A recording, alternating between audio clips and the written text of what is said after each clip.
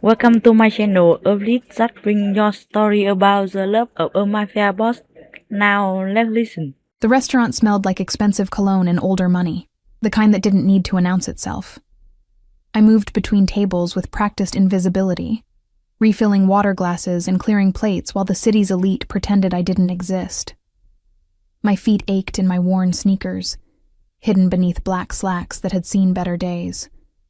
The fabric was thin at the knees, but no one ever looked that closely at the help. I'd been working at Dionysus for 3 months, long enough to recognize the regulars and understand the unspoken hierarchy. The marble floors gleamed under crystal chandeliers, reflecting fragments of conversation and laughter that never included people like me. I was a ghost in their world, visible only when summoned by a raised finger or empty glass. Tonight felt different, though. There was a tension in the air, thick as the August humidity that clung to my skin beneath my crisp white shirt. The other servers moved with unusual precision, their smiles tighter, their movements more calculated. Even Marco, our manager, kept adjusting his tie and checking his watch. "Table 7, he whispered to me as I passed the bar. "When they arrive, let Maria handle it," I nodded, though curiosity prickled at the base of my spine. In 3 months, I'd never been told to avoid a table. We fought for the good ones, the generous tippers, the easy customers. But I didn't ask questions. Girls like me, working our way through community college with rent due and a mother's medical bills piling up, we didn't ask questions. The entrance doors opened with a whisper of hydraulics, and the restaurant shifted. It was subtle. A collective intake of breath, a straightening of postures, eyes that suddenly found their plates fascinating. I turned from the bar, a tray of dirty glasses balanced on my hip, and saw them. 3 men in dark suits moved through the entrance like shadows given form. But it was the man in the center who commanded the space, who seemed to pull the very air toward him. He was tall, his black suit tailored to perfection, the kind of fit that cost more than my yearly tuition. Dark hair, touched with silver at the temples, swept back from a face that could have been carved from marble, all sharp angles and controlled power. He moved differently than the other patrons. Each step was deliberate, measured.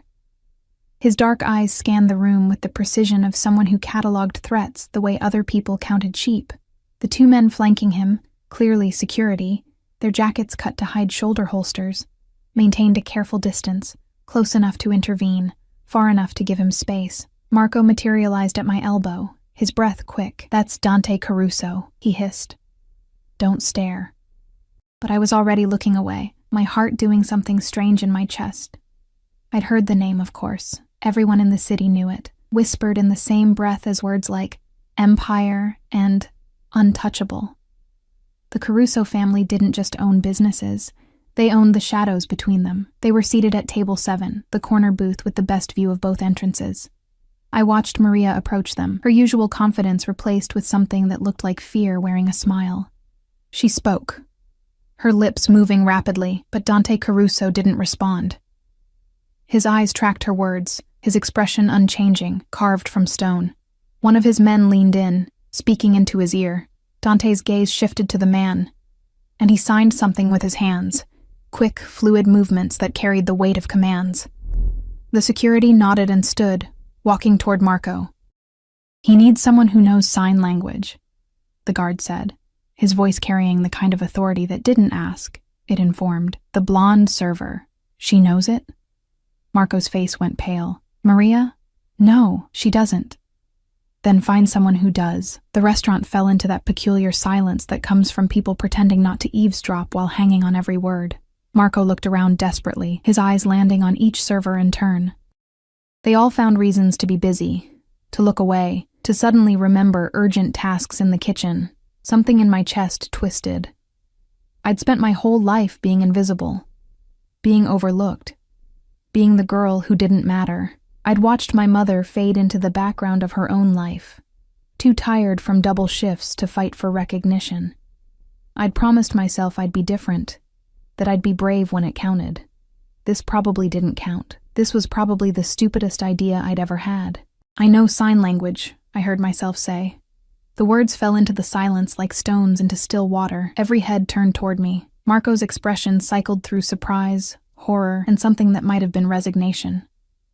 The security guard's eyes narrowed, assessing me like I was a potential threat despite my worn shoes and the coffee stain on my apron I'd tried and failed to scrub out. You? His skepticism was evident.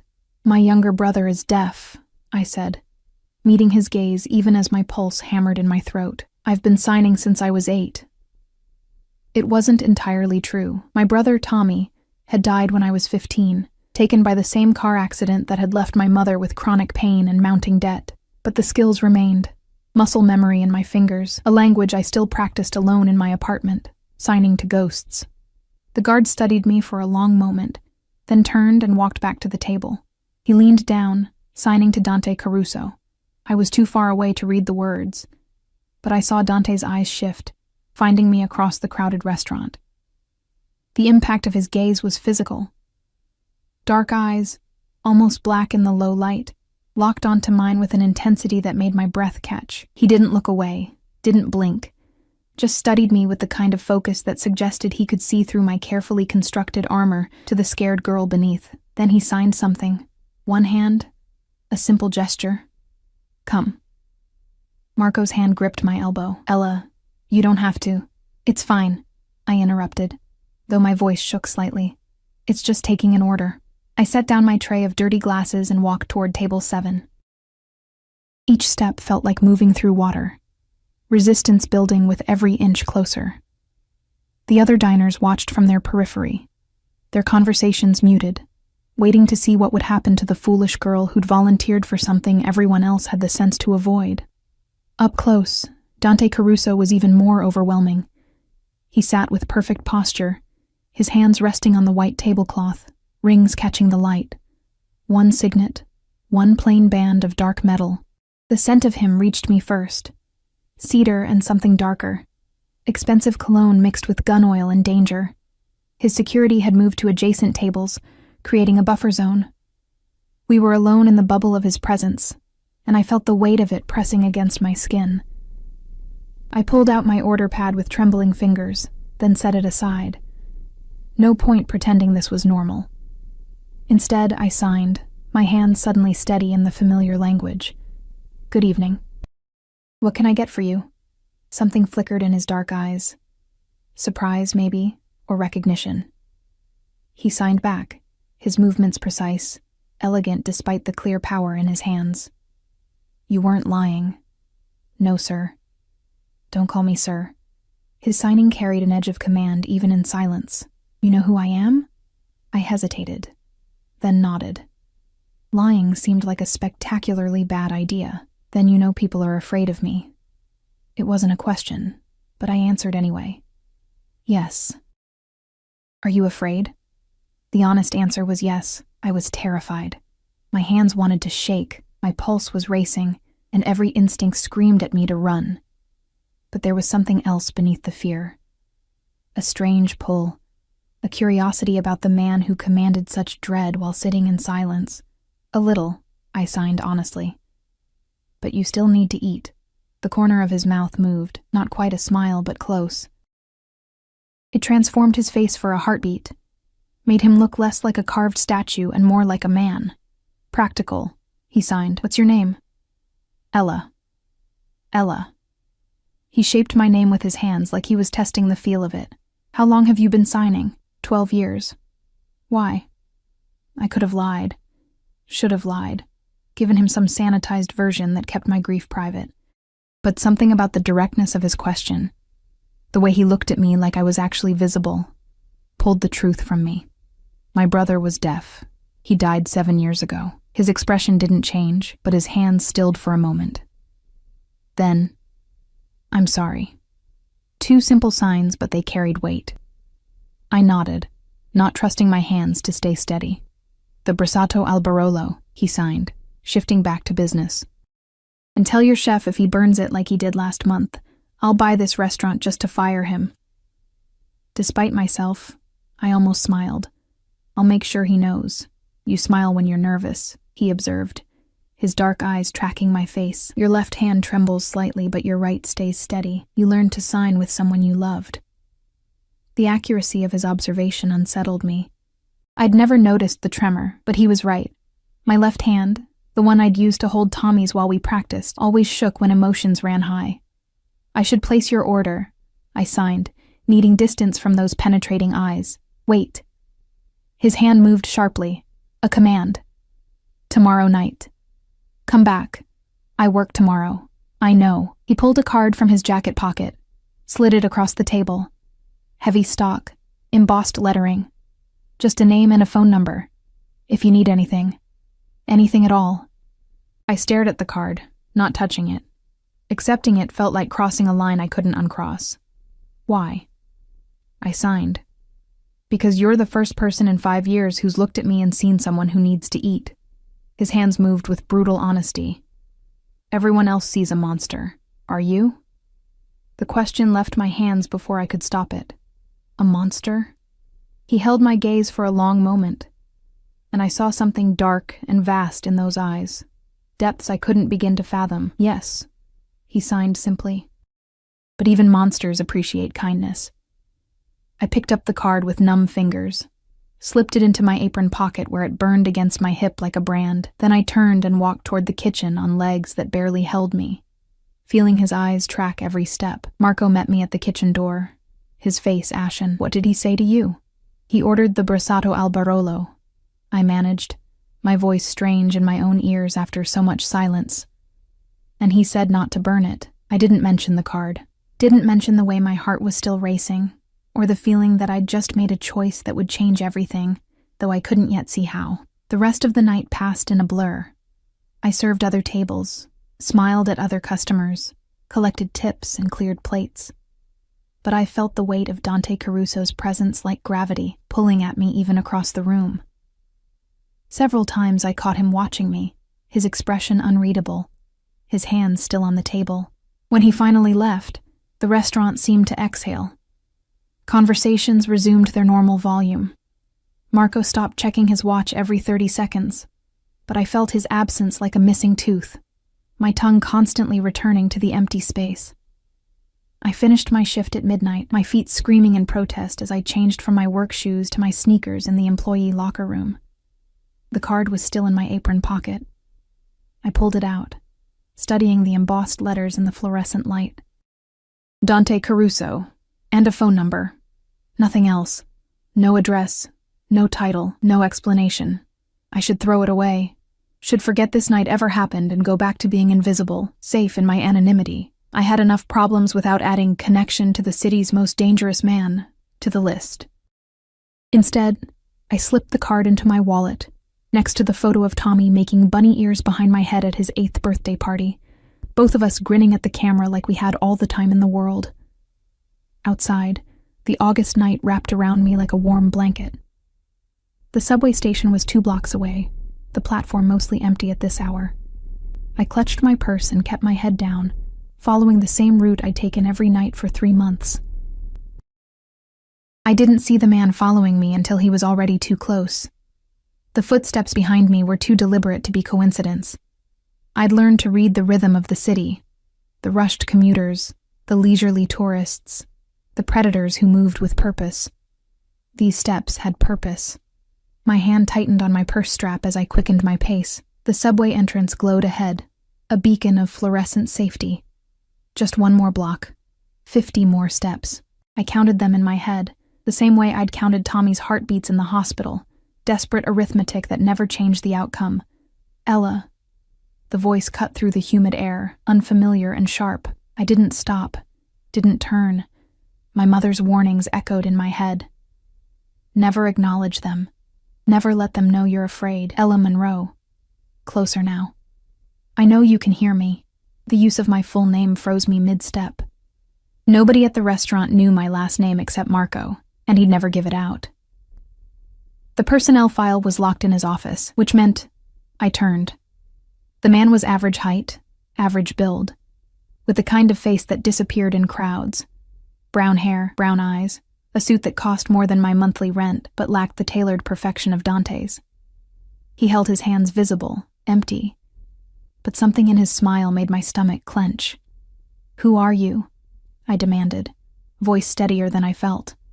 "A friend." He took a step closer. I took one back. I saw you talking to Dante Caruso tonight. Quite the conversation for a waitress. I took his order, that's my job. In sign language. How convenient. His smile widened, and I saw the calculation behind it. You know what he is, don't you? What his family does? I know I need to catch my train. I turned again, but his next words stopped me. Your mother's medical bills are substantial. Mount Sinai Hospital, Dr. Patterson. The collection notices must be piling up. Ice flooded my veins. How do you... I know a lot of things, Ella. I know you're 3 months behind on rent. I know you're taking 12 credits at community college because that's all you can afford. I know you eat ramen 4 nights a week and skip lunch most days. He pulled a business card from his pocket, held it out. I also know how to make those problems disappear. I didn't take the card. What do you want? Information. About Dante Caruso, his routines, his conversations, who he meets with. His voice was casual, like he was asking for the time. You have access now. He gave you his card. He'll trust you eventually. All I need is for you to pay attention. Remember what you see. You want me to spy on him? The words tasted like ash. I want you to survive. You think working yourself to death for minimum wage and tips is going to save your mother? She needs surgery, Ella. Real surgery. Not the pain management they're giving her because it's all Medicaid will cover. He stepped closer, lowering his voice. I'm offering you a way out. A way to actually help her. My throat tightened. He was right about all of it. The bills, the collection notices, the way I woke up at 3 a.m. calculating how many double shifts I'd need to keep the lights on. My mother's pain had become white noise in my life. Background radiation I'd learned to ignore because acknowledging it meant acknowledging I couldn't fix it. Who are you? I asked again. Someone who wants to see Dante Caruso pay for his crimes. He finally lowered the card. Think about it.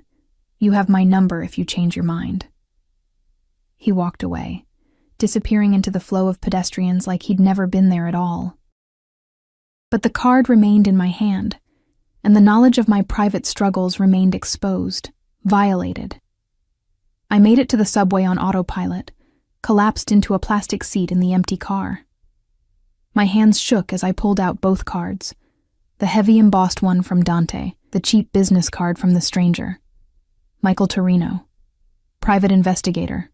I should call the police, report the threat, the stalking, the attempt at blackmail. But what would I even say? A man offered me money to watch someone? He hadn't threatened me, hadn't touched me. He'd just laid bare the mathematics of my desperation and offered a solution. The train rocked through the tunnel, and I closed my eyes, seeing Dante's hands forming words in the dim restaurant light. Even monsters appreciate kindness.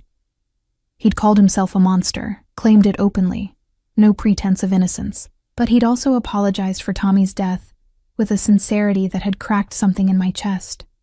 I threw Michael Torino's card in the trash can outside my apartment building. Whatever he was offering, whatever game he was playing, I wanted no part of it. I had enough darkness in my life without adding betrayal to the list. My studio apartment greeted me with familiar shabbiness, water-stained ceiling, radiator that clanked like a dying ghost, the fold-out couch that served as my bed. But it was mine, paid for with my sweat and aching feet, and that meant something. I fell asleep with Dante's card on my nightstand, its presence a question I wasn't ready to answer. The next night, I arrived at Dionysus 15 minutes early, a knot of anticipation tight in my stomach. Marco raised an eyebrow when he saw me but said nothing, just handed me my section assignments. Table 7 wasn't on my list. Maria has that section tonight, he said, not meeting my eyes. Probably for the best. Probably. Definitely. I should have been relieved. Instead, I felt the keen edge of disappointment. The dinner rush started at 6. I moved through my tables with mechanical efficiency, smiling at the right moments, laughing at jokes that weren't funny, being perfectly invisible once again. But my eyes kept drifting to table 7, empty and waiting.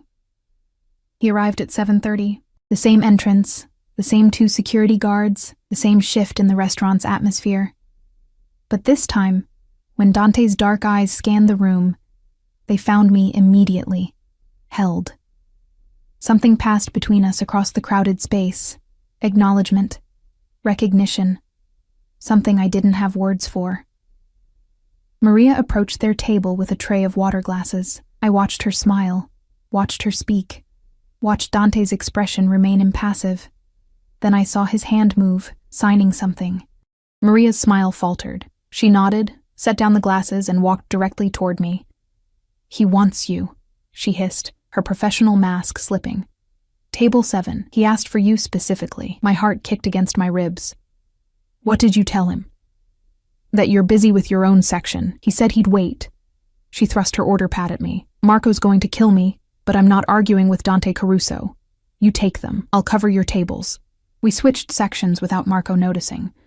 Absorbed as he was in managing the chaos of a Saturday night, I approached table 7 with my pulse in my throat, the card in my wallet suddenly heavy against my hip. Dante watched me approach. Tonight he wore charcoal gray, the suit pristine.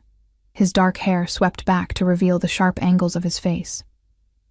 Up close, I could see the slight scar along his jaw, the way his eyes tracked movement with predatory precision. I pulled out my order pad, then set it aside.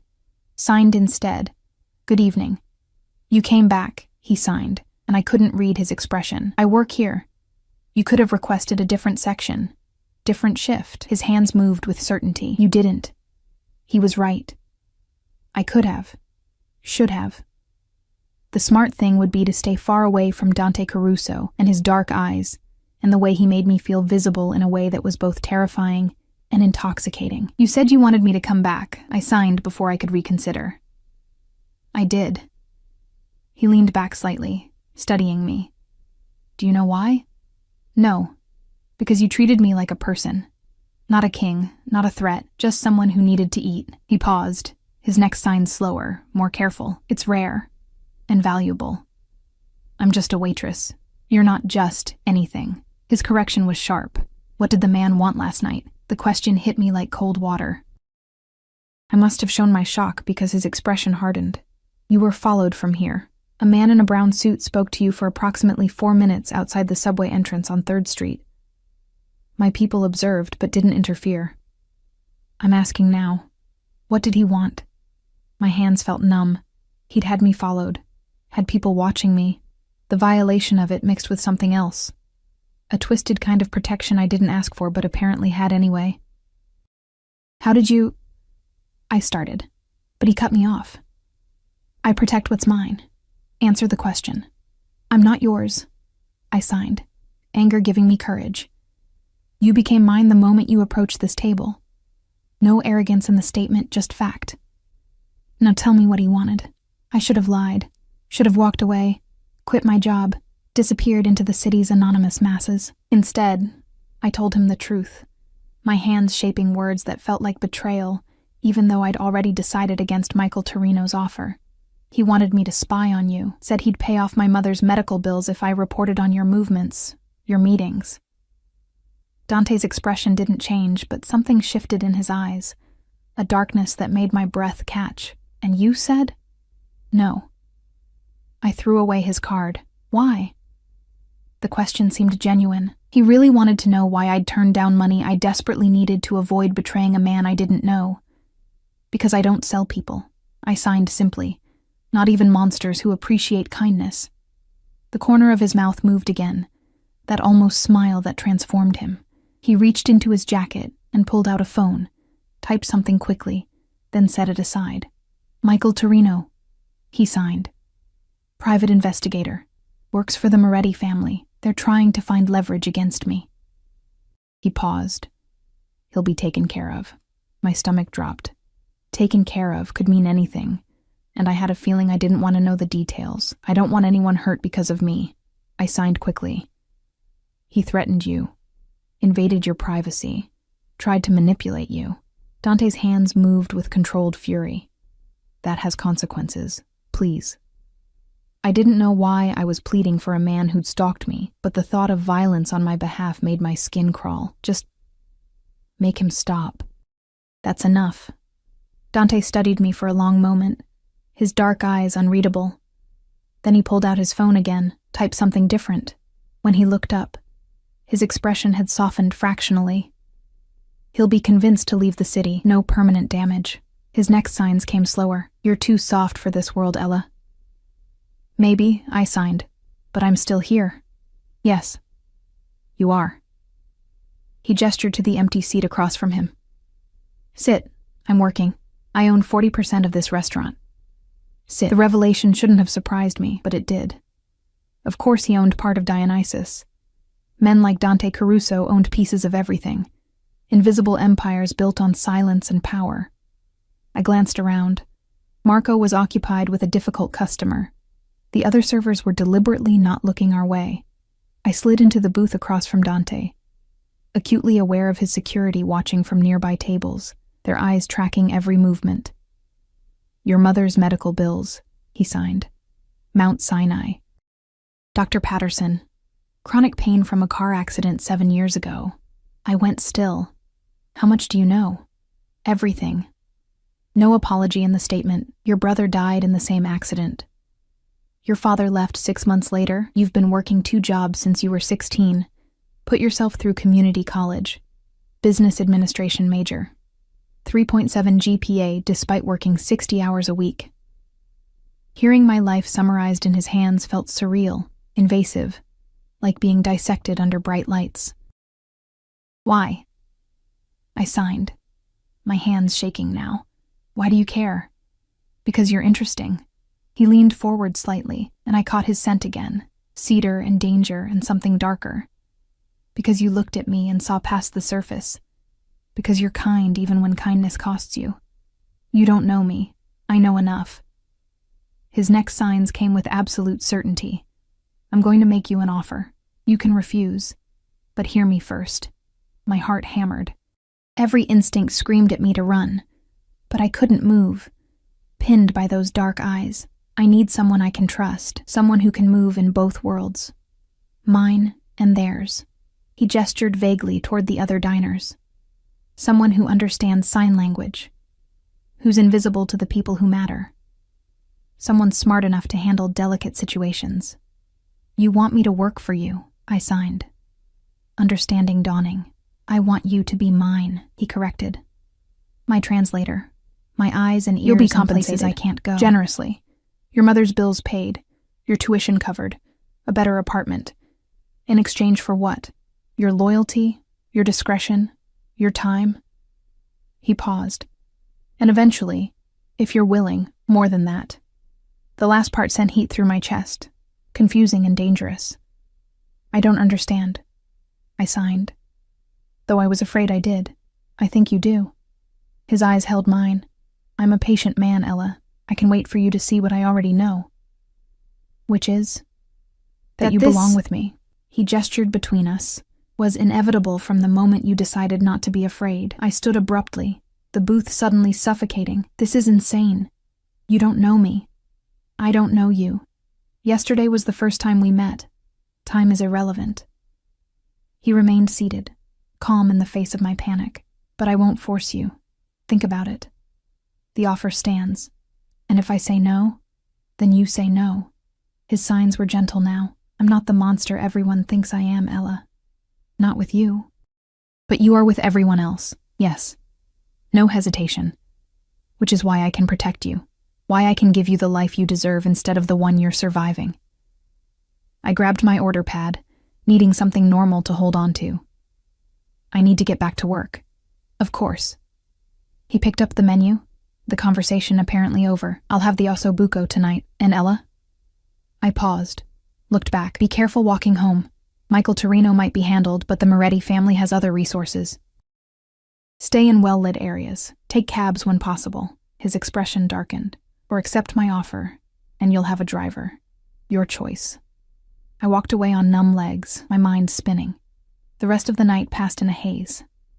I served Dante's osso buco, watched him eat in silence while his security maintained their vigilant watch. He left a $1,000 tip on a $60 meal, and a note written in elegant script. My offer expires in 1 week. Choose wisely. I stared at the money, at the note, at the impossible choice being laid before me. A week ago, my biggest problem was making rent. Now I was being courted by a mob boss who looked at me like I was something precious and terrifying all at once.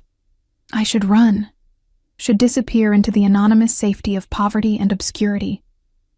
Instead, I carefully folded the note and slipped it into my wallet, next to his card, next to Tommy's photo. 1 week. 7 days to decide if I was brave enough, or foolish enough, to step into Dante Caruso's dark and glittering world. The week stretched before me like a tightrope, each day a step closer to a decision I wasn't ready to make. I went through the motions, classes in the morning, Dionysus at night, visiting my mother on Wednesday afternoon like I did every week. But my mind stayed fractured, split between the safe poverty I knew and the dangerous luxury Dante offered. My mother looked smaller every time I saw her, curled in her worn recliner with a heating pad pressed against her lower back. The apartment smelled like menthol and old coffee, the afternoon light filtering through yellowed curtains to paint everything in sepia tones. "You look tired, baby," she said, her voice raspy from the pain medication that never quite worked. "Are you sleeping?" "I'm fine, Mom." I busied myself in her kitchen, washing the dishes she'd let pile up, restocking her pill organizer.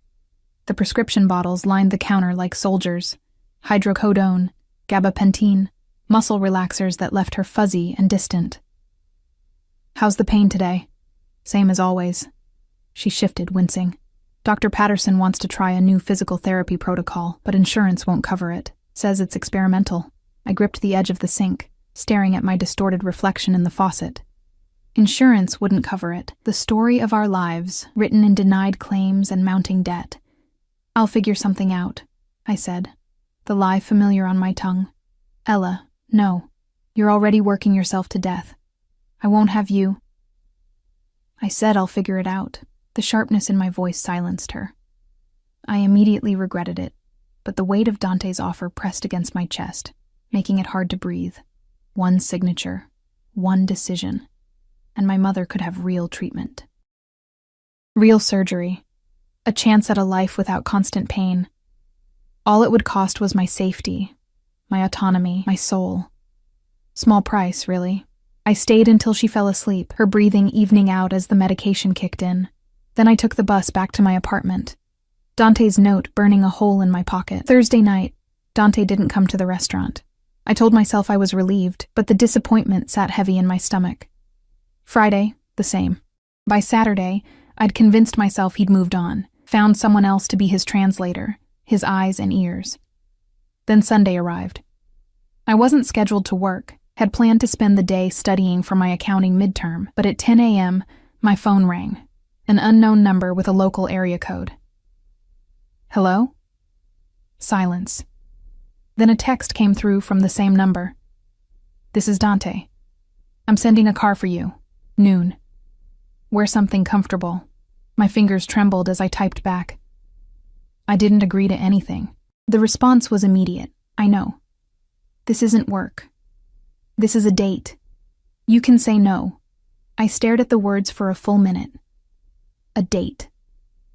Dante Caruso was asking me on a date via text message because he couldn't call, couldn't speak, could only communicate through the written word or sign language. I should say no. Should text back a polite refusal and block the number. Instead, I wrote, "Where?" "Somewhere quiet. Somewhere we can talk. Trust me." Trust him. The mob boss who'd had me investigated, who'd threatened Michael Torino, who looked at me like I was simultaneously fragile and essential. Trust him. Okay, I typed before I could reconsider. Noon.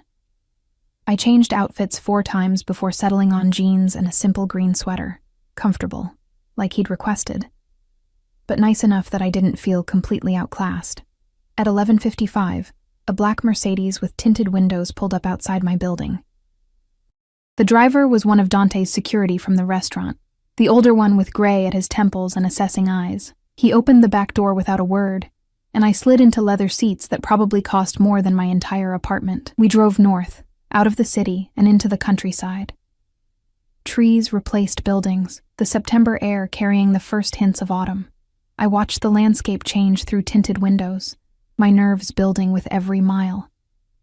40 minutes later, we turned down a private road lined with maples. At the end sat a house. No, an estate. Stone and glass and modern angles, perched on a hillside with views of the valley below. It was beautiful in a severe way, like Dante himself. The driver opened my door. He's waiting inside. The entry hall was all marble and clean lines, artwork on the walls that I suspected was original. My sneakers squeaked on the polished floor, the sound echoing in the vast space. Dante appeared at the top of the staircase. He wore dark jeans and a black Henley, casual clothes that somehow made him more intimidating, rather than less. Without the armor of his suits, I could see the lean muscle of his frame, the way he moved with predatory grace. He descended the stairs and signed. You came. You sent a very persistent driver. I sent a very expensive driver, that almost smile again. Come. I made lunch. He'd made lunch. The image of Dante Caruso in a kitchen, cooking, was so incongruous that I almost laughed. He must have read my expression because his signs turned wry. I'm not completely helpless. I lived alone for years before I could afford staff. He led me through the house to a kitchen that belonged in a magazine, all stainless steel and granite, windows overlooking a garden in its autumn glory. On the island sat 2 place settings and a spread of Italian food, fresh pasta, salad, bread still warm from the oven, and tiramisu for dessert. I didn't know what you liked, he signed, something almost uncertain in the gesture. So I made everything. The vulnerability in that admission cracked something in my chest. This powerful, dangerous man had cooked an entire feast because he didn't know my preferences and wanted to give me options. It's perfect, I signed, and meant it. We sat across from each other, and for a while we just ate. The pasta was incredible, perfectly al dente with a sauce that spoke of hours of simmering. He watched me take the first bite, and when I closed my eyes in appreciation, his expression softened. My grandmother's recipe, he signed when I looked at him. She taught me before she died. Said a man who can't feed himself is at the mercy of others. She sounds wise. She was. He paused, his hands stilling. She was also the only person who never treated my deafness like a tragedy. She learned sign language, taught the whole family, made sure I knew I wasn't less than anyone. I set down my fork. How long have you been deaf? Since birth. Genetic. My father saw it as weakness, proof I wasn't fit to lead. His signs turned harsh. He was wrong. Obviously. I gestured around the kitchen, the implication clear. He'd built an empire despite, or perhaps because of, what others saw as limitation. Tell me about your brother, he signed, changing the subject. The request caught me off guard. Most people avoided mentioning Tommy, treating his death like a conversational landmine. What do you want to know? Everything. What made him laugh? What he dreamed about? How you signed together? So I told him. About Tommy's obsession with dinosaurs. His collection of plastic T-Rexes that lined our shared bedroom windowsill. About how we'd developed our own signs for things that didn't have official ones. Our secret language within a language. About the night of the accident, the drunk driver who'd run a red light. The way Tommy had signed I love you in the ambulance before the machine started screaming. My hands shook through the telling, and I had to pause several times to collect myself. Dante didn't rush me, didn't offer empty platitudes. He just watched with those dark eyes, absorbing my grief like it was something precious. When I finished, he reached across the table and took my hands in his. The first time he'd touched me, his palms were warm, calloused in unexpected places, and his grip was gentle, despite the obvious strength in his fingers. Thank you for telling me. He signed when he released me, his movements slow and sincere. He would be proud of who you've become. Tears burned behind my eyes. I blinked them back, reaching for my water glass. Why am I here, Dante? I signed when I trusted my hands again. Really here. This isn't about the job offer. No, he agreed. It's not. Then what? He stood, came around the island to my side. Up close, I could see the silver threading through his dark hair, the fine lines at the corners of his eyes. He was older than I'd initially thought. Maybe late 30s, early 40s. I'm going to tell you something, he signed. And you're going to think I'm insane. I already think that. His mouth curved into a real smile this time, transforming his severe features into something almost boyish. Then the smile faded, replaced by an intensity that made my breath catch. "I've been deaf my entire life," he signed. "I've learned to read people better than anyone who can hear. Body language, micro-expressions, the things people try to hide. It's how I've survived. How I've built what I have." I nodded, not sure where this was going. "When you walked toward my table that first night, I read you like a book. Saw your fear, your courage, your desperation. But I also saw something else." He paused, his hands hovering between us. "I saw someone who could see me. Really see me. Not the empire or the reputation or the danger. Just me. Dante, let me finish." His signs were gentle but firm. I've had women throw themselves at me for years.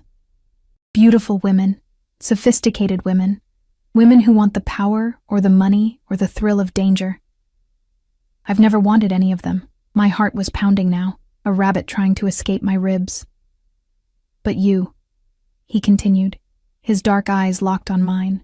"You with your worn shoes and coffee-stained apron, treating me like I was just someone who needed to eat. You didn't want anything from me, didn't try to impress me. You were just kind." "That's not a reason to—" I started, but I didn't know how to finish. "To want you?" He stepped closer, and I could feel the heat of him, smell cedar and danger. "To need you? You're right. It's not rational. It's not safe. But it's true. You don't know me," I signed, echoing my earlier protest. "I know you work yourself to exhaustion for a mother who can barely afford her medication. I know you honor your dead brother by keeping his language alive in your hands. I know you're studying business administration because you want to open your own restaurant someday. I know you skip meals so you can save money, but you always tip the homeless man who sits outside your subway stop." Each statement hit like a physical blow. He really had investigated everything. "That's stalking," I signed, anger and something else warring in my chest. "That's protection. No apology in the correction. The moment you approached my table, you became visible. And in my world, visibility is dangerous. I needed to know who you were, if you were a threat, if you could be trusted. And you're none of those things." He raised his hand slowly, giving me time to pull away, and cupped my face. His palms were warm against my cheeks, his touch impossibly gentle for a man who commanded an empire of violence. "You're just Ella. Brave, kind, stubborn Ella, who throws away cards from private investigators and defends men who call themselves monsters." "I should go," I signed, but I didn't move, trapped in the gravity of his touch. "You should," he agreed, "but you won't. Because you feel it too, this pull between us, this inevitability." He was right, and I hated him for it. I did feel it, had felt it from the moment our eyes met across the restaurant, a connection I couldn't explain and didn't want to examine. "This is crazy," I signed against his palms. "You're dangerous. Your world is dangerous. I would never let anything hurt you," he interrupted, his signs fierce despite his gentle touch. "Never. You would be protected, cherished, given everything you've ever wanted. I don't want things. Then what do you want?" The question hung between us, demanding honesty. What did I want? Safety, security, a life where I didn't wake up calculating which bill to pay and which to let slide? Or did I want something more, something reckless and terrifying and real? "I want to stop being invisible," I signed finally, the truth scraping out of me. "I want to matter. You matter to me." His thumbs brushed my cheekbones, a feather-light touch that sent shivers down my spine. "You've mattered since the moment you chose courage over fear. I'm still afraid." "Good." His signs were approving. "Fear keeps you smart, but don't let it keep you from living." He dropped his hands and stepped back, giving me space to breathe. My face felt cold where his touch had been. "I'm not asking you to decide everything today," he signed. "Just agree to see me again. Let me show you what your life could be. No obligations, no strings, just possibility. And the job offer? Separate. If you want to work for me, we'll discuss terms. But this," he gestured between us, "this has nothing to do with business." "What does it have to do with?" "Us." Simple, direct, terrifying. I looked around the kitchen, at the feast he'd prepared, at this glimpse into a life I'd never imagined for myself. Then I looked at him, this dangerous, powerful man who somehow made me feel seen for the first time since Tommy died. One more date. I signed. My decision made before I fully understood it. But I need time to think about everything else. Take all the time you need. He pulled out his phone, typed something. But while you're thinking, your mother's medical bills have been paid. All of them. My stomach dropped. What? No. I didn't agree. Consider it a gift. No strings, no obligations. His expression was implacable. I have more money than I could spend in 10 lifetimes, Ella. Your mother's surgery costs less than I spend on wine in a month. Let me do this. That's not... You can't just... I already did. He showed me his phone screen, the confirmation of a payment to Mount Sinai Hospital. $247,000. Paid in full. The number made my head spin. He'd just erased years of debt with a few taps on a screen, like it was nothing. Why? My hands trembled with emotion I couldn't name. Gratitude, fury, fear, something dangerously close to hope. Because I can. Because you matter. Because I'm tired of watching you destroy yourself trying to save everyone while no one saves you. He pocketed his phone. Let me be the one who saves you, Ella. Let me give you the life you deserve. Tears spilled over before I could stop them. Hot tracks down my cheeks. I never cried. Had trained myself out of it years ago because tears didn't pay bills or ease pain or bring back the dead.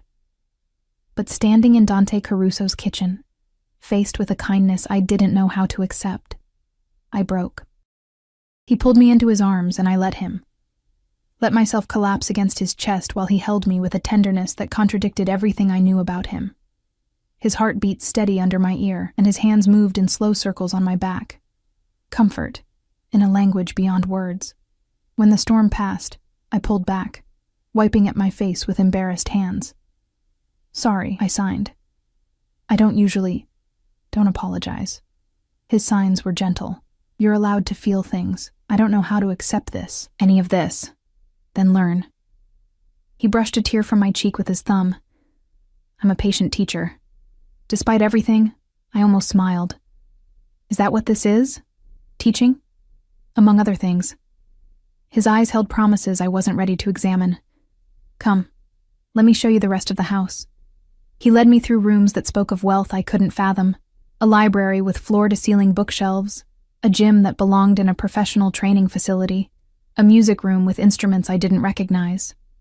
But it was the office that stopped me. One wall was covered in photographs, not of Dante, but of other people. Families, children, elderly couples. Each photo had a small plaque beneath it with names and dates. What is this? I signed. People I've helped. His expression was unreadable. Families whose businesses were saved from predatory loans. Children whose medical treatments I funded. Elderly people whose pensions I protected when corporations tried to steal them. I moved closer, reading the plaques. Stories of intervention, of power used for protection rather than destruction. I don't understand. I signed. Everyone says you're a monster, a criminal, dangerous. He finished for me. I'm all of those things, Ella. I've done terrible things to terrible people. But I've also done this. He gestured at the wall. The world isn't black and white. I'm not a hero. But I'm not only a villain either. Why show me this? Because I want you to see all of me, the darkness and the light, and then decide if you can accept both. I studied the photographs, the evidence of complexity I hadn't expected. Dante Caruso, mob boss and secret philanthropist, monster and savior. I need to go home, I signed, suddenly overwhelmed. I need to think. Of course. He didn't argue. Didn't try to convince me to stay. Just led me back through the house to where his driver waited. At the car, he took my hand one more time. Thursday. He signed. Dinner. Somewhere public if it makes you feel safer. Okay. I agreed. Because apparently I'd lost my mind. And Ella? He waited until I met his eyes. Thank you for giving me a chance. The drive back to the city passed in a blur. My mother's bills were paid. Dante Caruso wanted to court me. My entire life had shifted on its axis in the span of a few hours. When I got home, I found a package waiting outside my door. Inside was a new phone, top of the line, already programmed with Dante's number and his security team's contacts, and a note in his elegant script, so you never have to be afraid walking home alone. The phone has a panic button. Press it, and my people will come. Always. I sat on my fold-out couch, holding the phone, staring at my shabby apartment with new eyes.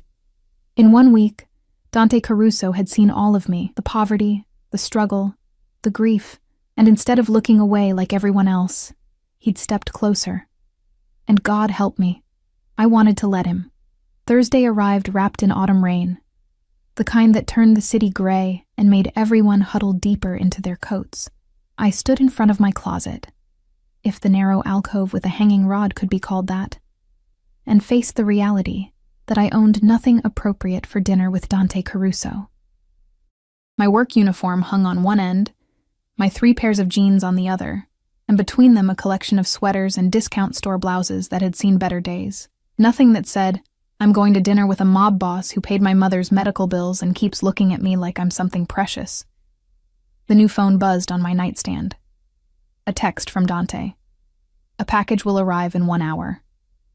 Open it. I texted back. I can dress myself. I know.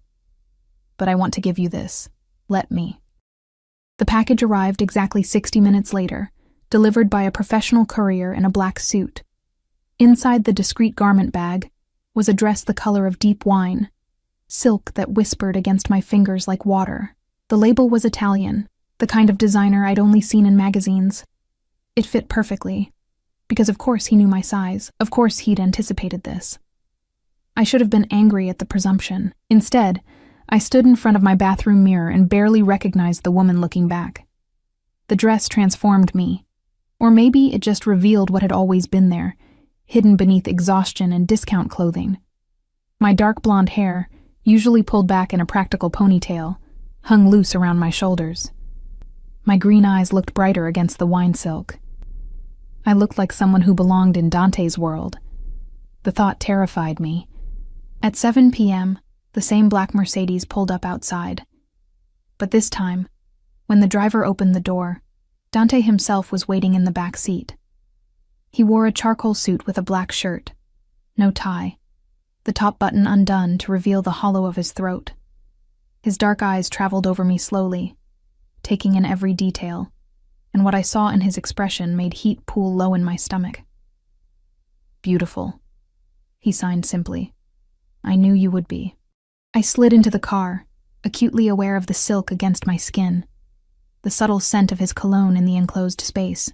You didn't have to buy me a dress, I wanted to. He picked up my hand, pressed his lips to my knuckles. The gesture was old-fashioned, courtly, and impossibly intimate.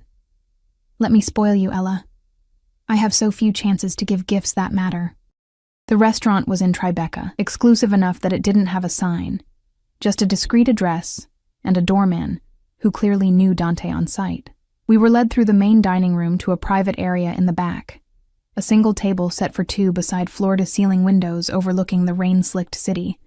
Security took positions at nearby tables, far enough to give us privacy, close enough to intervene if needed. I'd stopped being surprised by their constant presence. Dante pulled out my chair himself, a gesture of courtesy that felt genuine rather than performative. When he sat across from me, he immediately began signing. I want to know everything about you. Start with your first memory. That's a strange first date question. I signed back. We don't have time for normal. His expression was serious. I need to learn you, Ella. All of you. Start anywhere. So I did. I told him about my childhood in Queens, my father's construction business that failed during the recession, the slow dissolution of my parents' marriage under the weight of financial stress, about Tommy's diagnosis, the way it became the center of our family's universe, about the accident, the hospital vigil, the funeral where I'd signed the eulogy because speaking felt impossible. He listened with absolute focus, his dark eyes never leaving my face, his hands occasionally moving to ask questions or offer comfort. The waiter brought course after course, scallops, risotto, duck prepared 3 ways, but I barely tasted any of it, too absorbed in the conversation flowing between our hands. Your turn, I signed when I'd exhausted my history. Tell me about your family. His expression shuddered slightly. What do you want to know? Everything. Fair is fair. He leaned back, his fingers drumming once on the table, a rare display of uncertainty. Then he began to sign. My father was Vittorio Caruso. You've probably heard the name. I had. Vittorio Caruso had been a legend in organized crime, brutal and effective until a rival family's bomb had ended his reign 5 years ago. He saw my deafness as weakness. Dante continued. Tried to keep me out of the business. Said I'd be a liability. My mother disagreed. She was the one with real power. Her family had connections my father needed. She made sure I was educated, trained, prepared to lead. She sounds formidable. She was. Past tense.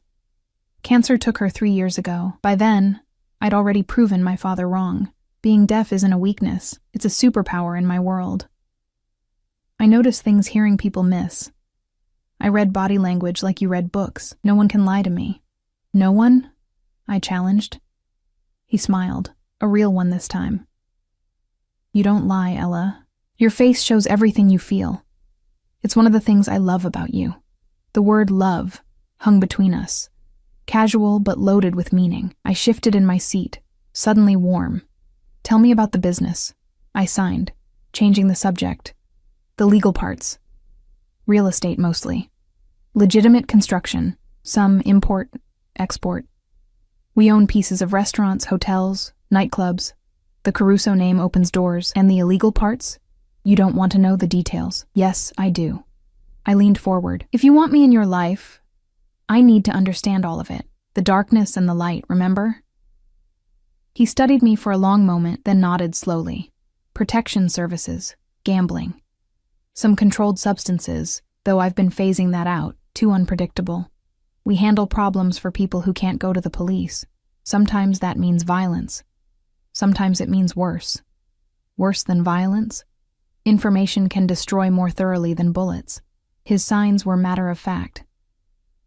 We collect secrets, leverage, proof of indiscretions. Then we use them when necessary. Blackmail. Insurance.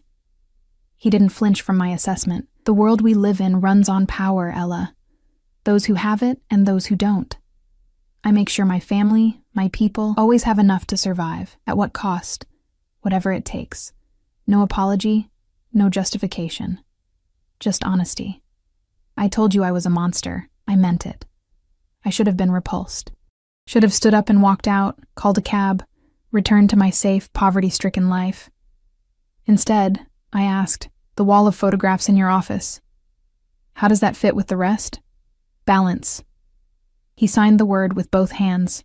Perfectly level. I was born into darkness. I've made peace with what I have to do to survive in it, but I also have power, resources, the ability to change lives. Why shouldn't I use that for good when I can? That's not how it usually works. I'm not usual. His smile was wry, in case you hadn't noticed. Despite myself, I smiled back. I noticed. The waiter brought dessert, chocolate soufflé with gold leaf, because apparently that was a thing. Dante watched me take the first bite, and the intensity of his gaze made me hyper-aware of my mouth, my tongue, the way I closed my eyes in appreciation. When I opened them, his expression had darkened with something that wasn't quite dangerous, but definitely wasn't safe. What? I signed. You. Just that. But the word carried weight. Do you have any idea what you do to me? My pulse jumped. We barely know each other. I know enough. He set down his fork, leaned forward. I know you're strong, even when you think you're breaking. I know you protect people you love with everything you have. I know you see the world in shades of gray instead of black and white, which is rare and valuable. And I know that when you smile, really smile, it feels like sunlight in places that have been dark for years. The confession stole my breath.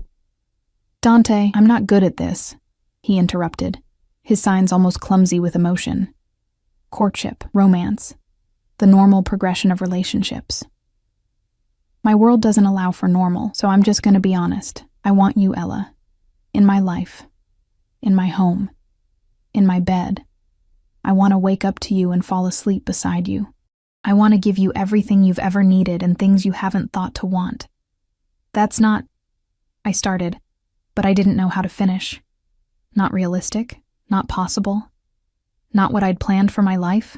Tell me what you're afraid of, he signed, his dark eyes searching mine. Really afraid of.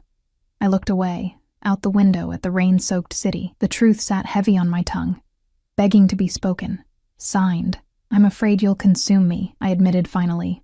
That if I step into your world, I'll disappear into it.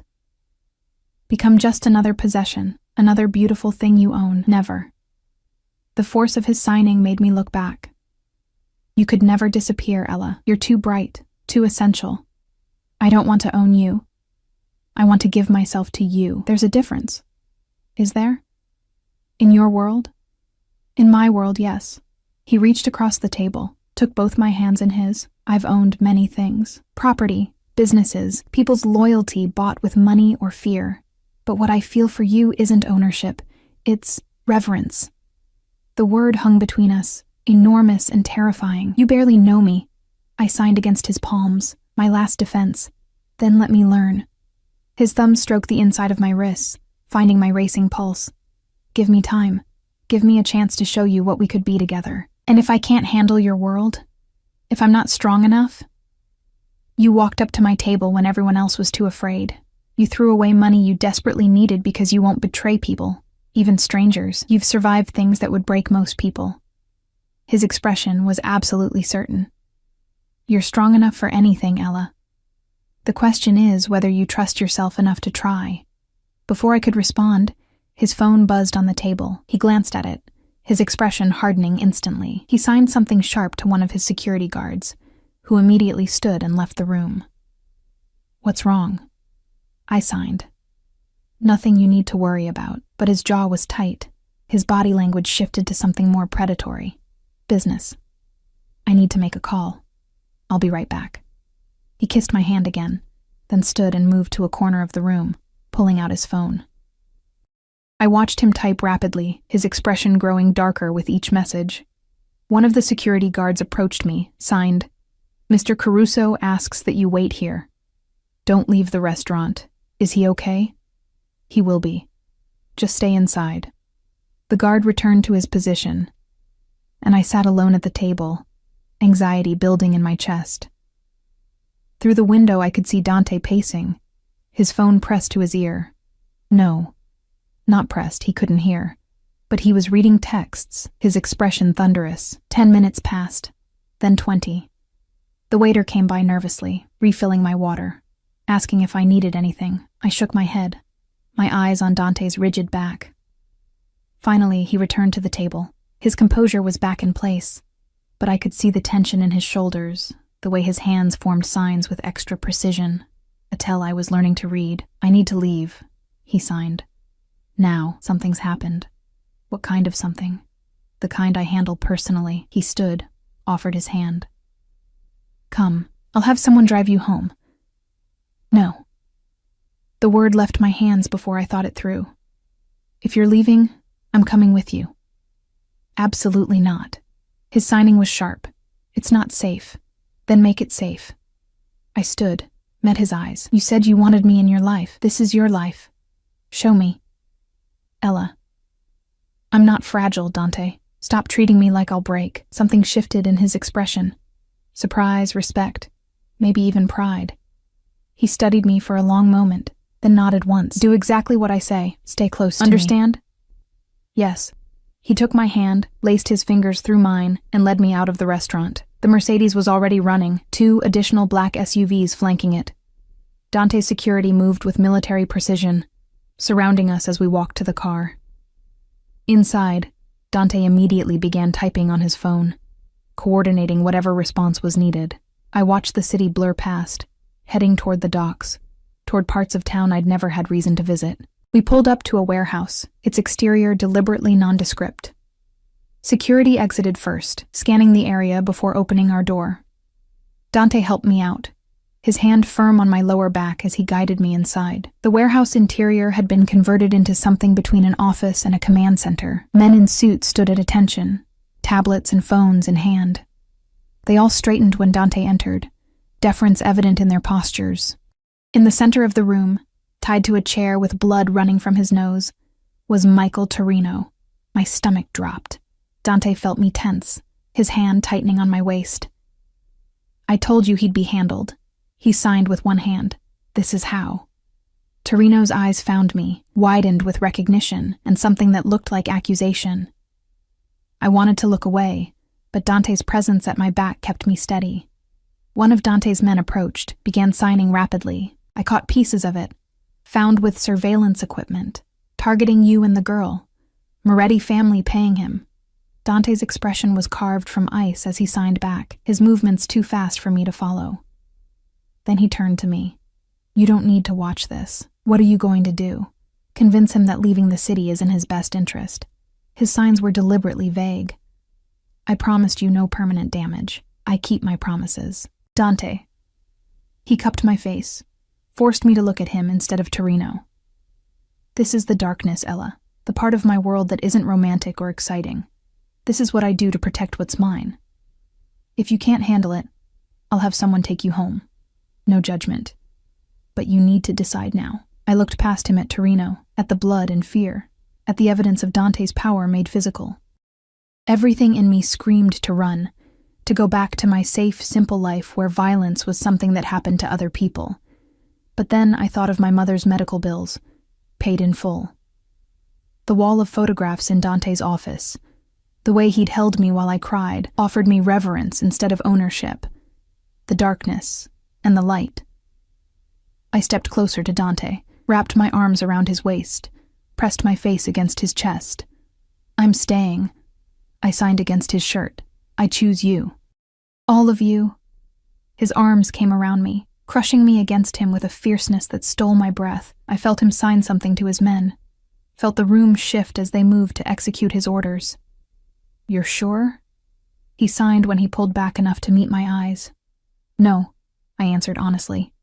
But I'm staying anyway.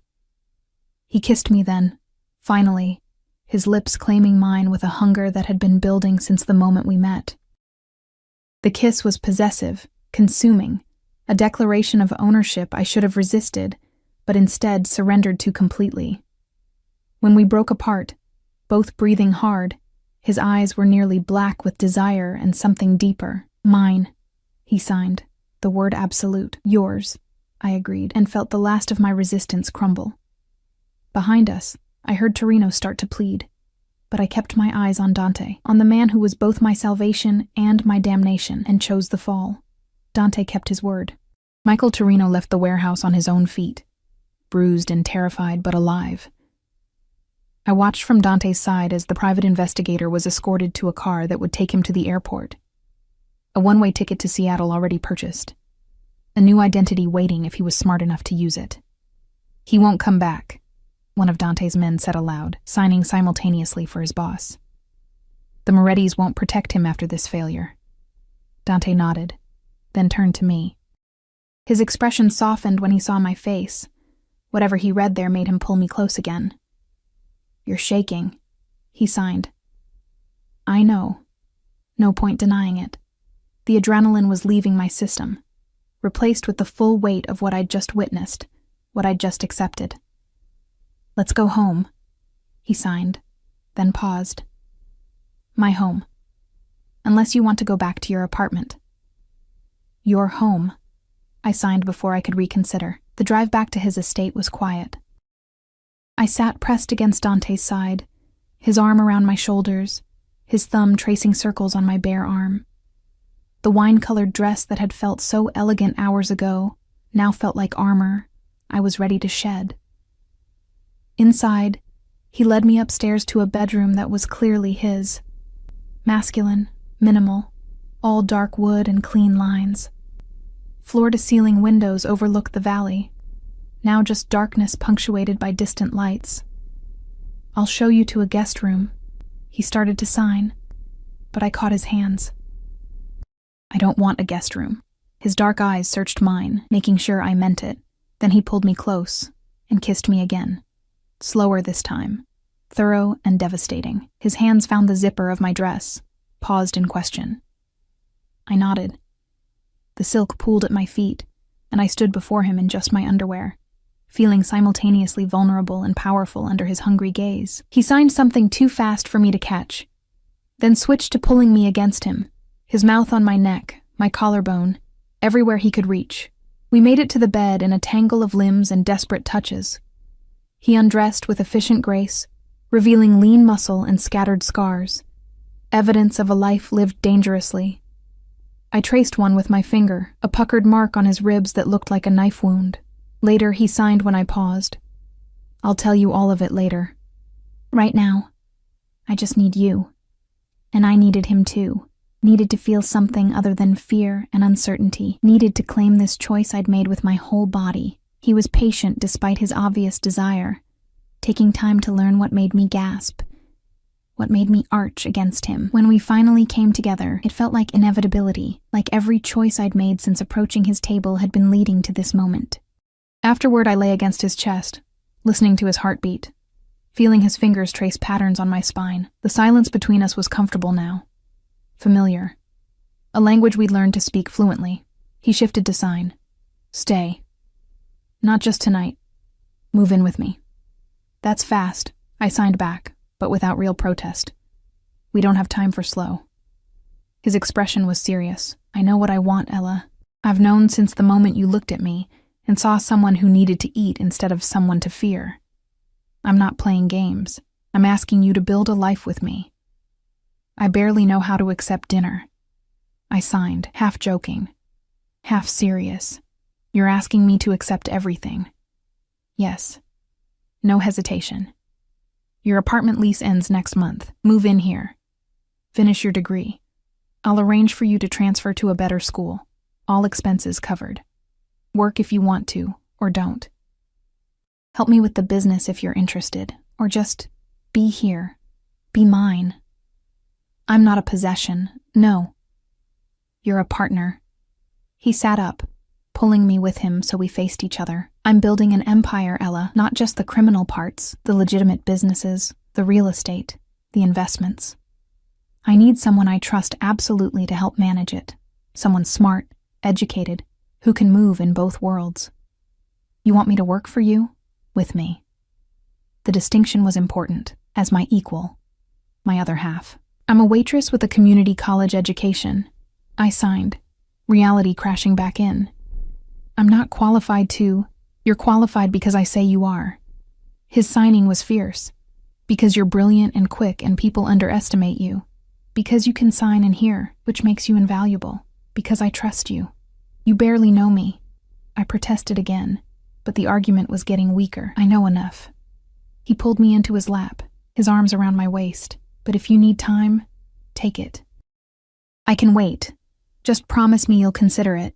I looked around the bedroom, at the luxury that could be mine, at the man offering me everything I'd never thought to want. Then I thought about my studio apartment, my mother in her worn recliner, the future I'd resigned myself to, struggle and exhaustion and invisible survival. Okay, I signed. I'll move in. Trial basis. 3 months. If it doesn't work, it will work. His confidence was absolute, but fine. 3 months. Then you'll see I'm right. Despite everything, I smiled. Arrogant. Accurate. He kissed me again, softer this time. Get some sleep. Tomorrow I'll show you the rest of what being mine means. The next 3 months were a whirlwind of transformation. Dante was true to his word about everything. I transferred to Columbia, my tuition paid in full, my class schedule arranged around my new role in his organization. I learned the legitimate businesses first, the real estate holdings, the construction contracts, the import-export operations that provided legal cover for the less legal activities underneath. I became Dante's voice in meetings, his translator in negotiations, his eyes and ears in places he couldn't go. People who'd dismissed me as just another pretty girl learned quickly that I spoke for Dante Caruso, and that made me untouchable. My mother's surgery was scheduled for December. Dr. Patterson called me personally, apologetic for the delay, but optimistic about her prognosis. She'd have real relief for the first time in 7 years. When I visited to tell her, she cried, partly from joy, partly from fear of what I'd done to make it possible. Ella, baby, she said, gripping my hands, this man you're with, he's dangerous, isn't he? I could have lied. Should have lied. Instead, I nodded. But he treats you well? Her eyes searched mine, looking for signs of coercion, of fear. "He treats me like I'm precious," I said honestly. "Like I matter." She studied me for a long moment, then squeezed my hands. "Then I won't judge. God knows I made my own choices about who to love. Just be careful. Promise me." I promise. But being careful was becoming increasingly difficult. The deeper I got into Dante's world, the more I saw of both the darkness and the light. I sat in on meetings where he negotiated protection deals that bordered on extortion. I also watched him fund a youth center in his old neighborhood, providing jobs and hope to kids who'd otherwise end up on the wrong side of his business. The Moretti family made 2 more attempts to undermine him, once through a business rival, once through a smear campaign in the press.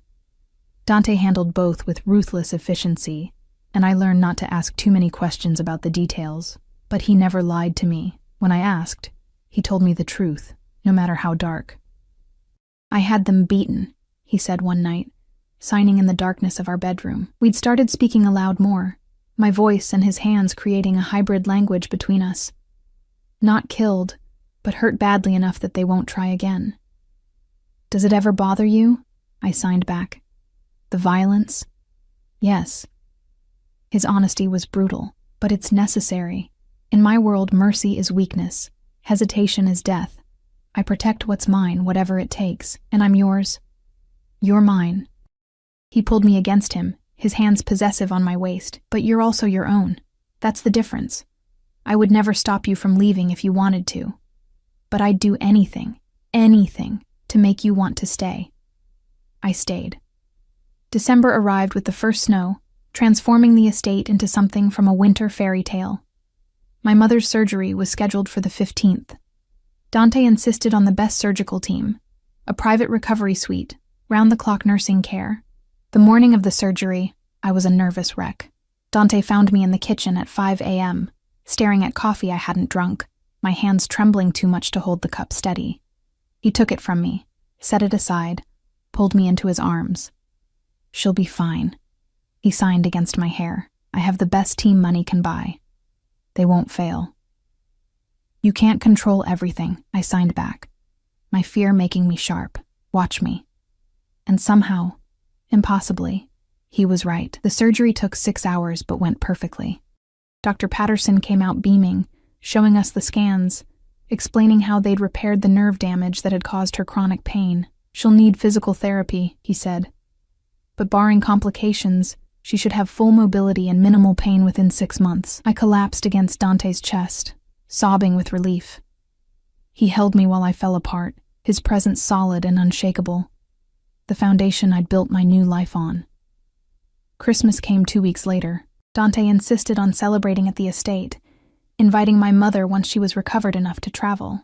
She arrived in one of his cars, her eyes wide as she took in the mansion, the grounds, the obvious wealth. "Jesus, Ella," she whispered. "You said he was comfortable. This is obscene." "I know." I helped her out of the car, noting how she moved with less pain already, her steps more confident. "But it's home now." And Dante met us at the door, signing a formal greeting that I translated aloud. My mother studied him with a mother's assessing gaze, looking for the danger she knew was there, the threat to her daughter. What she saw made her expression soften. "He looks at you like you hung the moon," she said quietly. "He looks at me like I'm real," I corrected. "Like I matter. You've always mattered, baby, I know. But with him, I feel it." Dinner was intimate despite the formal dining room. Just the 3 of us and a handful of Dante's most trusted people. He'd arranged for a translator to be present so my mother could communicate with him directly, a courtesy that made her tear up. "Thank you," she said through the translator, signing clumsily but earnestly. "For taking care of my daughter. For everything." Dante signed back, and I watched my mother's face as the translator spoke his words. "Ella saved me before I saved her. I'm the one who should be grateful." After dinner, Dante led me to the library, where a small wrapped box waited under the Christmas tree he'd had installed. It was the only present there. We'd agreed not to exchange gifts, since he'd already given me everything. "Open it," he signed. Inside was a ring. Not an engagement ring. We hadn't discussed marriage, both of us content with the commitment we'd already made. This was different. A heavy band of white gold with a single black diamond, elegant and unusual and perfect. It's a promise, he signed as he slipped it onto my right hand. That you'll always have a home with me, that you'll always be protected, that you'll always matter. Tears blurred my vision. Dante. I love you, he interrupted, the signs clear and certain. I should have said it sooner. I've known for months. You're it for me, Ella. The only one. The last one. I love you too. I signed back. The truth of it overwhelming, even though you're terrifying and possessive and probably bad for me. Especially because of those things, he signed with a slight smile. You like the danger. Admit it. And God help me, I did. I'd grown addicted to the edge, to living in both worlds, the legitimate and the criminal, the light and the dark. I'd become someone new in the past 3 months, someone stronger and bolder and unafraid of her own power. Yes, I signed. I like the danger. I like you. Just like? Love, I corrected, pulling him close. I love you. New Year's Eve arrived with a party at the estate, a proper celebration with hundreds of guests from both Dante's worlds. Politicians and criminals, CEOs and enforcers, all moving through the mansion like they belonged together. I wore midnight blue silk, my hair swept up, the black diamond ring catching light as I moved through the crowd. I'd learned to navigate these events, to read the undercurrents and power dynamics, to be Dante's partner in truth as well as name. At 11:30, he found me on the terrace, stealing a moment of quiet before midnight. The city spread below us, lights and life and endless possibility. Happy. He signed. Yes, I signed back, surprised by how much I meant it. Are you? More than I've ever been. He pulled me against him, and we watched the city together. Thank you for taking a chance on a monster. Thank you for seeing me. I signed against his chest, for making me visible. The countdown started inside. 10, 9, 8. Around us, the party surged with anticipation. 7, 6, 5. Dante turned me to face him, his dark eyes holding mine. 4, 3, 2. I love you, he signed as the clock struck midnight. I love you. I signed back as fireworks exploded over the city, painting the sky in gold and silver. He kissed me as the new year began, and I kissed him back with everything I had, all the fear I'd overcome, all the courage I'd found, all the love I'd never expected to feel. 6 months ago, I'd been invisible, grinding myself to dust in a futile effort to survive. Now I stood in the arms of the most dangerous man in the city, wearing silk and diamonds, powerful in my own right. I'd approached his table expecting nothing more than to take an order. Instead, I'd found myself, and I'd found him, Dante Caruso, mob boss and secret philanthropist, monster and savior. The man who'd seen me when I was invisible and made me his equal. The party continued around us, but we stayed on the terrace, wrapped in each other, watching the fireworks paint the sky. Tomorrow would bring new challenges, new dangers, new opportunities to navigate the complicated world we'd built together. But tonight, we just held each other and felt the weight of what we'd become, 2 people from different worlds who'd found a way to create their own. What are you thinking? Dante signed eventually. That I should have been more afraid. I signed back honestly. That I should have run. But you didn't. No, I chose you instead. Best decision you ever made. He signed with absolute confidence. Arrogant, I signed, but I was smiling. Accurate, he corrected, echoing our first real conversation. Come inside. I want to dance with you. Inside? He'd arranged for the music to be extra loud, the bass strong enough to feel through the floor. He pulled me onto the makeshift dance floor, his hands on my waist, his body moving against mine in perfect rhythm despite his inability to hear the music, because Dante Caruso didn't need to hear to understand tempo, didn't need sound to feel the beat. He read it in the movements of others, in the vibrations through his feet, in the language of bodies moving together. Just like he'd read me from the very first moment. We danced until dawn, surrounded by his empire and my new life, celebrating everything we'd overcome and everything we'd become. And when the last guest finally left, and the sun rose over the valley, Dante took my hand and led me upstairs to our bedroom, to the life we'd built together from courage and desire and love that transcended sound and silence. "Welcome home," he signed as we collapsed onto the bed, exhausted and happy.